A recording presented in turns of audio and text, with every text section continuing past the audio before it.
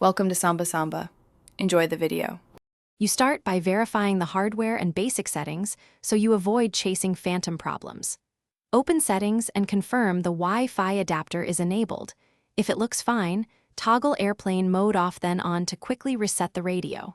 Next, open Device Manager and inspect network adapters for warning icons. This tells you whether drivers or hardware interrupts need attention. Once done, make sure to note the adapter name so you target the right device in the next troubleshooting steps. You now perform deeper fixes. Update the Wi-Fi driver from Device Manager. If updating fails, uninstall the device and reboot so Windows reinstalls it cleanly.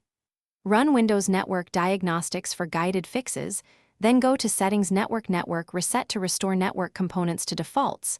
This clears corrupt configs. After that, reboot both your PC and router. Once back online, test connecting to both 4 GHz and 5 GHz bands to isolate frequency or compatibility issues before moving to advanced checks. Finish by adjusting persistent network settings and isolating hardware faults.